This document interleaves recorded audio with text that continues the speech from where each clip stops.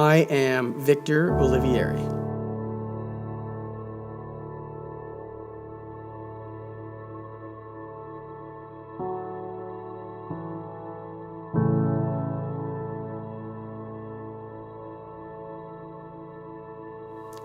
I'm going to tell you my story. So I grew up in a home pretty much devoid of any real religion whatsoever. Dad was kind of Catholic, not sure. Mom was kind of all over the place and nothing really. She was never baptized. So I grew up kind of in a home where God wasn't really talked about. Throughout my early years, was full of lots of laughter, lots of fun. Had a really good, close group of friends. And they were actually, one of my friends started me going to church for the first time. And then it was kind of that was our thing every Sunday for sure. We were at church together. But nothing ever really ever clicked for me. I don't really know why. Maybe it wasn't my time. There was no follow through at home. I wasn't ready. There's a plethora of would have, could haves. But so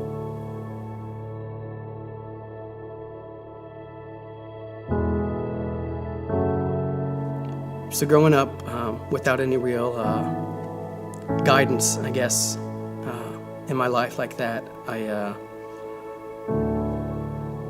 I was that guy at school. I was popular. Everybody knew me. I made everybody laugh. But I also did everything else. Drugs, alcohol, women. Pretty much summed up most of my life.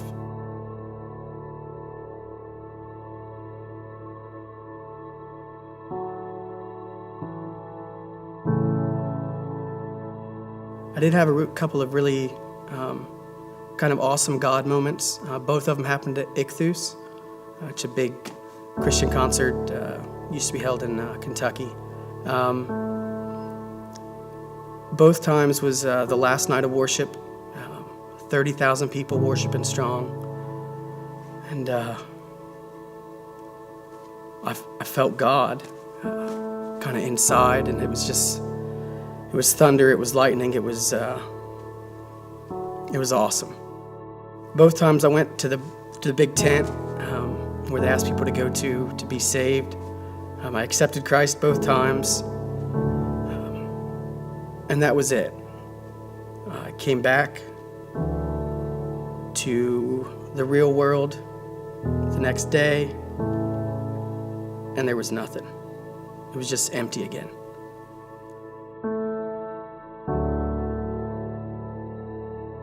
The rest of my life was that way. I joined the Navy right out of high school. I left a month and a half after I graduated. I got married the next year. And all told, we were married like 8 years. Infidelity, drugs, alcohol. The last 8 months to a year of my marriage at that time was consumed with crystal meth. I did drugs. I went to bed, I did drugs. That was every day. That's all I knew. I hit rock bottom. I was arrested. I was in jail for a few days. My parents flew all the way to Arizona to get me. And they let me stay in jail for a couple days, which was hard. Divorce finalized, and I'd had enough. I'd had too much of this world.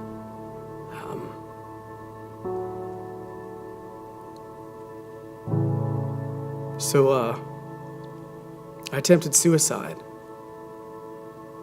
and it should have worked. But I didn't die. I lived, and I got checked into an inpatient facility. Eventually diagnosed with bipolar disorder, which had been a huge struggle for a lot of years. It finally got a label then.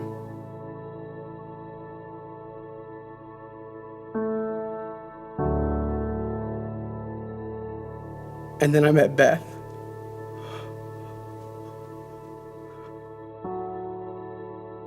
A few days after that, we said the words, "I love you." And I know for the first time in a long, long time, I really meant them. It was good. Life was on the upswing. We were together for a couple months, and she tells me, "Hey, by the way, we're gonna have a baby." So that's what happened. We had our first child, Micah, and it was special.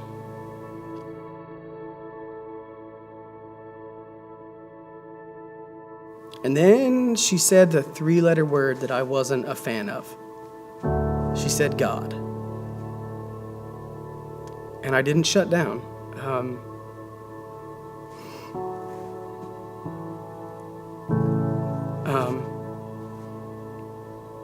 It kind of started to blossom, maybe mustard seed, if you will. And she just kept talking more and more about about God. And I started to remember all these things from going to church all these different times. Beth had started going to the Bible studies that residents started to have before they were residents. I don't really know what the status you want to call that, but I couldn't go. I worked Sundays. So I was coming home from a soccer practice, and I can't remember the song, but I felt God again. And it wasn't thunder and lightning this time. It was this presence, this calmness and serenity. And my eyes kind of got wet for some reason, and I couldn't see the road, and it was like it was raining but sunny out. So I pulled over, and right there I asked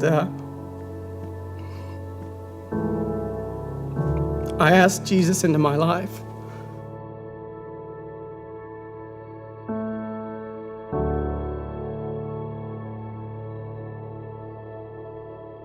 And it was cool, but I didn't tell Beth yet. It was actually a few days later. I wanted to make sure the thunder and lightning didn't go away, that this was real, that it wasn't going to slip away like it did last time. And it was.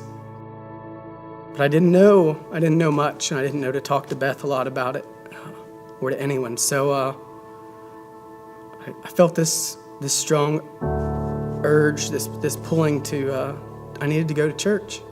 And I knew it. But I worked every Sunday. So I was praying one day, and I told God, literally, I said, "If you want me in my church, you better find me a new job." Exact words. 3 days later, I get a job offer, and they promised me I'd never work another Sunday.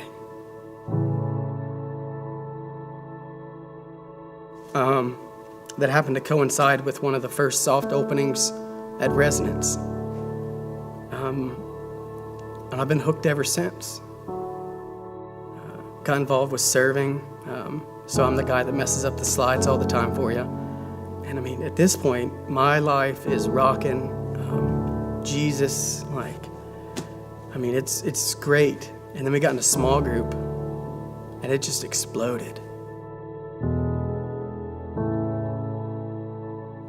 since I finally found Jesus and since started coming to church and really living the Word, I've been medication free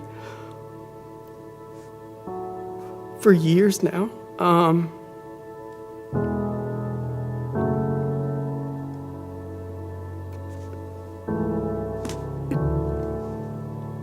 It's a miracle. It is. There's still struggles. There always are struggles with every aspect of life, but to be medication free for this,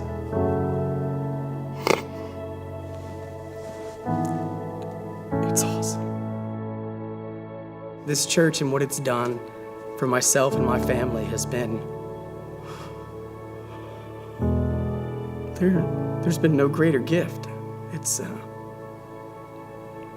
It's everything.